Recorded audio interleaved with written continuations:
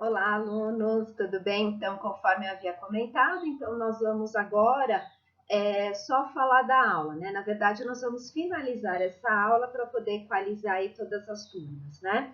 Então, nós vamos falar hoje sobre, finalizar então a aula sobre conservação, vou pegar aqui, né? Conservação dos alimentos pelo controle, então, da umidade. Então, só para a gente retomar, quando se fala em controle da umidade, o princípio é pensar na retirada aí da umidade desse alimento, que nada mais é do que atividade de água, né? Então, a ideia é diminuir essa atividade de água, favorecendo com que diminua, né, a quantidade de água livre disponível, diminuindo aí o crescimento de micro-organismos. Então, este é o princípio quando se fala em conservação pelo controle da umidade. Quais os métodos que existem? Né? Então, a gente tem aqui os métodos de secagem, né? Ou também chamado de desidratação, que eles retiram aí 2/3 da quantidade de água ou até mais, se a gente estiver falando, por exemplo, dos alimentos que são em pó, né? A gente tem outro segundo método, que é a concentração, ou também chamado de evaporação, né? Que se retira, então, em torno de 1/3 até 2/3 da quantidade de água, tá? Aí vai ser por evaporação.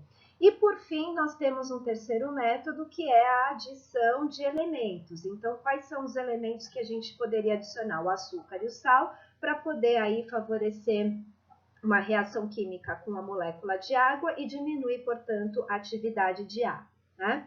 Então, esses são os métodos que são utilizados de maneira geral. Começando, então, pelo método de secagem, o que nós falamos, né?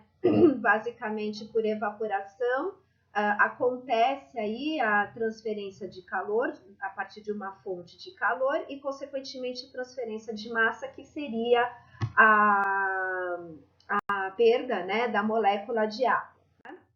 Bom, o processo então se dá da mesma forma, então se tem a redução da atividade de água, eleva aí a pressão osmótica e aí favorece com que haja a redução, então pegando aqui, né, a redução de reações químicas e enzimáticas, né, e crescimento de micro-organismos. Dentre os processos de secagem, nós falamos sobre o processo de secagem natural, né? E aí nós paramos em alguns métodos de secagem artificial, de alguns tipos de secadores. Então, é a partir daí que eu vou começar a aula mesmo com mais detalhes, né? E, por fim, nós temos aí, que não deixa de ser uma desidratação, que seria aí a instantaneização. Bom, dentro da secagem natural, então nós comentamos que a secagem natural, ela depende da natureza. Então, daí existem várias vantagens e desvantagens já discutidas em sala de aula, né?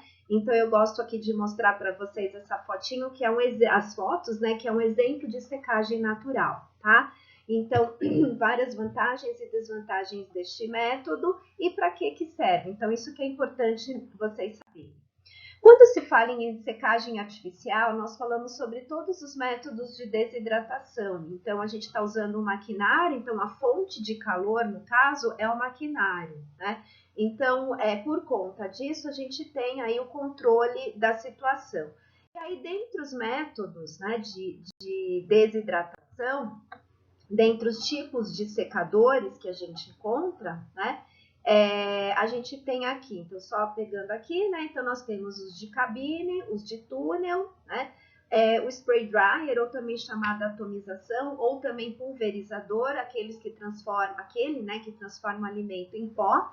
Aí nós temos o método de tambor e a liofilização, tá? O de cabine, eu já expliquei para vocês, eu vou falar de forma rápida, né? Então, o de cabine é aquele usado, que é o que nós fizemos em aula prática, né? Aquele usado com legumes, com frutas, é semelhante aí a uma estufa, então a fonte de calor é o equipamento, lembrando que tem que ser ventilada para poder retirar aí o vapor, né? O túnel tem a mesma finalidade do que o de cabine, ele simplesmente, a única diferença é que ele é na forma de um túnel, então conforme ele percorre o túnel, né, o alimento percorre o túnel ele vai sendo aí desidratado. Então, aqui é um túnel da Deital, né? Então, só para vocês terem uma ideia. Bom, aí nós temos o pulverizador, ou spray dryer, ou secador atômico, que é aquele que transforma os alimentos em pó. Então, qual que é a característica? O que a gente precisa lembrar sobre o secador atômico? Então, é o equipamento, então dá uma olhadinha aqui no equipamento, né? A característica do equipamento. É um equipamento que ele gira em grande rotação, em alta velocidade, formando gotículas, e a evaporação, né, ela se dá das gotículas. Então, não é do processo do alimento líquido por completo, sim dessas gotículas. E daí você tem, no final, né, como produto final, o pó. Então, essa é a característica do pulverizador. Aí nós temos também o secador de tambor, né? Como é que funciona esse secador de tambor? Já vou colocar na figura para ficar mais fácil para explicar para vocês. Vou colocar aqui, né? O secador de tambor, ele tem um cilindro, então dá uma olhadinha aqui, né? Ele tem esse cilindro faz com que esse tambor aqui, né, gire, mas numa rotação muito mais lenta. O alimento ele é colocado aqui dentro, né, do equipamento, e conforme coloca aqui dentro do equipamento, né, e ele vai girando, também exposto a uma fonte de calor, o alimento ele vai entrando em contato com as placas, né, e essas placas elas estão quentes e essa seria a fonte de calor. E aí o alimento que está dentro desse tambor acaba sendo a água, né, na verdade, que está dentro, que está no alimento, acaba sendo evaporado. Os tipos de alimentos que são produzidos pelo tambor são aquelas papinhas de nenê, são aqueles purês de frutas, então são esses alimentos com essa característica mais pastosa, tá? Então, são exemplos de alimentos que passaram pelo secador de tambor. Aqui é outro tipo, né? Tipo não, né? Os tipos mostrando como é que funciona, né? O cilindro. E aí nós temos a liofilização. Eu não sei se eu comentei em todas as turmas, né? A diferença da liofilização, a característica, mas é só para a gente poder sinalizar que a liofilização ela não parte de uma fonte de calor, né? O tipo de método é um pouquinho diferente comparado aos outros, né? Então, a liofilização, ela parte de um alimento que é previamente congelado, então dá uma olhadinha aqui, né? Então, ele é previamente congelado, e aí ele passa do seu estado sólido, então a água ela está no estado sólido e vai para o estado gasoso, então isso é chamado de sublimação, é diferente, né, do que todos os outros que nós chamamos de evaporação. Então, é um processo extremamente eficaz, é um processo muito bacana, é um processo que mantém aí o valor nutricional dos alimentos, né? E assim, e é de fácil reidratação, tá? É um processo, claro, que demora um pouquinho, então ele tem uma faixa aí, uma duração de em torno de 10 horas ou até mais, né? Mas é um processo bem bacana. E pela sua característica higroscópica, ou seja, dele conseguir absorver a água, né? Faz com que ele tenha que ter uma embalagem aí bem assegurada aí, para que ele não consiga absorver a umidade do ambiente, senão ele perde aí a função, a sua existência, né? Então, aqui são os liofilizadores, e aqui são exemplos, né? Então, eu gosto muito de mostrar essa figura, principalmente da cenoura, porque vocês já viram como é que ficou a cenoura em aula prática, né? Então, em aula prática, nós fizemos o processo de desidratação. E no caso da liofilização, o alimento ele permanece quase que íntegro, né? Sem muita modificação, ele só fica sequinho, né? Por quê? Porque essa molécula de água, ela sai, né, por baixa pressão. Então, se forma como se fosse um vácuo por baixa pressão, essa água ela sai desse alimento, né? Ela acaba sendo indo para o estado gasoso facilmente. Então, esse é o princípio. Então, como você fica, os espaços onde estariam as moléculas de água, eles ficam lá sem preencher, e quando você coloca a água, ele simplesmente reidrata. Então, o processo de reidratação também é mais fácil. Então, é isso, né? A relação da liofilização, e mantém-se o valor nutricional.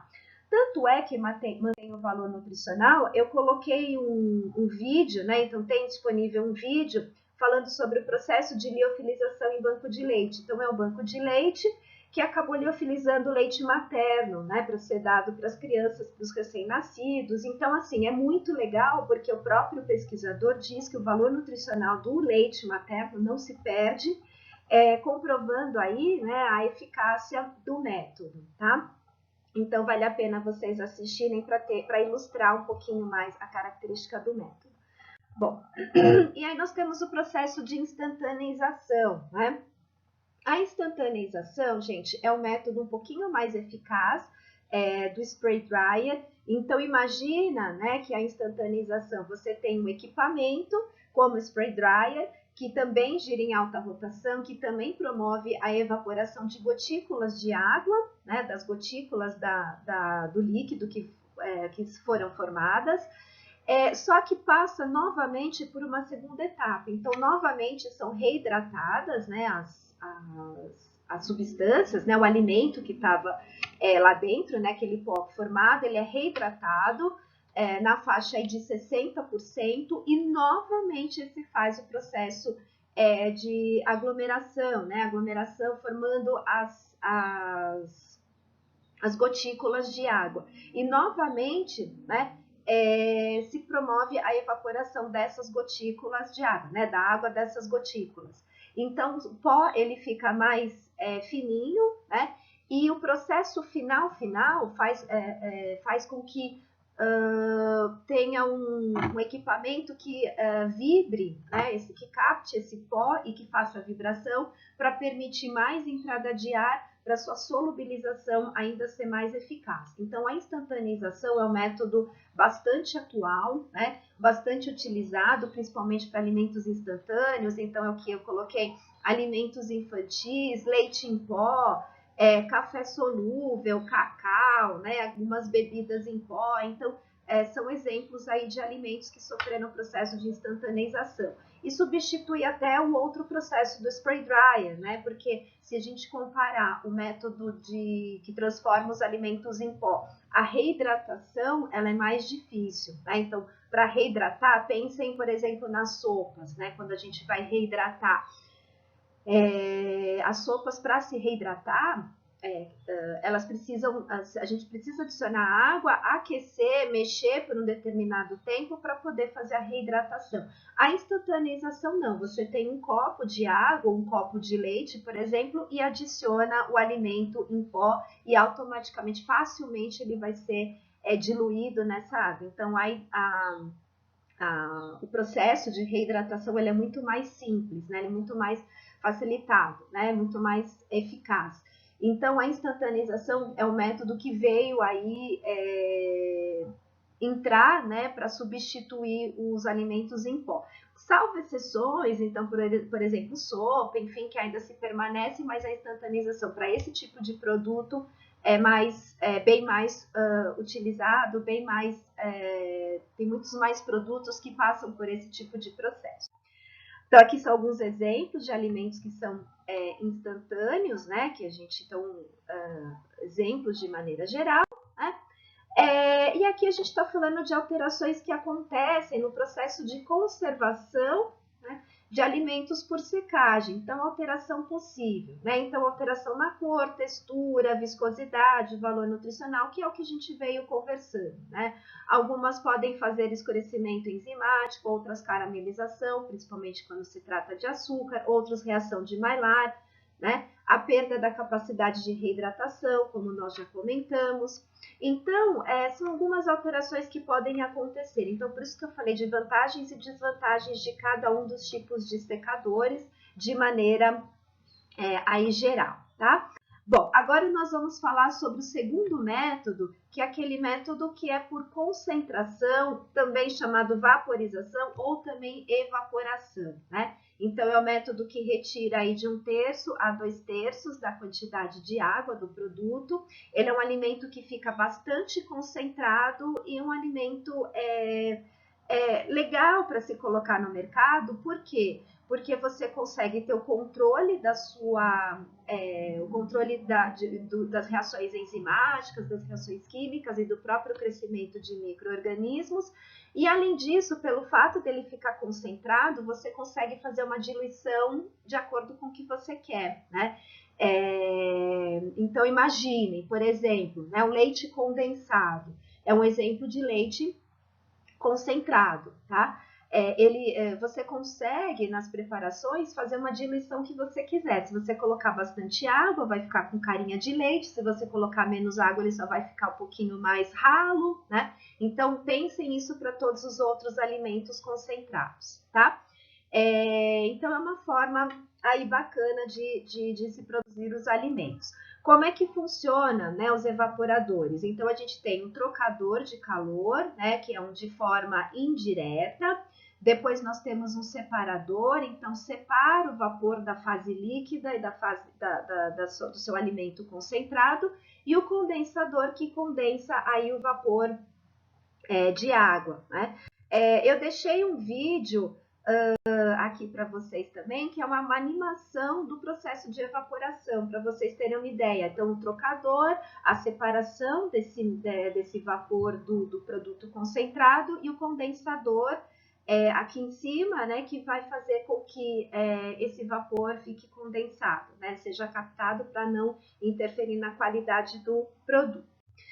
Então, aqui são alguns métodos, né, de evaporação e, por fim, nós temos aí o terceiro método. Então, é um método que não tem retirada de água, mas simplesmente se adiciona elementos, né? Então, nesse caso, o princípio básico é reduzir a atividade de água, justamente porque se adiciona o açúcar ou se adiciona o sal, faz reação química com a molécula de água, né? Aí aumenta, no caso, a pressão osmótica e diminui a atividade de água, criando um meio desfavorável para o crescimento aí de micro-organismos e para acontecer as reações químicas, enzimáticas de maneira geral. Então, exemplos de alimentos que são adicionados aí açúcar. Então, a gente tem geleia, os doces, frutas cristalizadas, as compotas, né? A compota que vocês fizeram em aula prática, ou vão fazer, né, em aula prática. Enfim, são alimentos em que se adiciona o açúcar. Também temos, né, a adição do sal. Então, o sal, nós temos um exemplo aí do alimento da conserva que vocês fizeram, algumas turmas ainda não degustaram, né? Mas um exemplo de adição de sal tem o mesmo princípio, né, com relação à adição de açúcar, tá?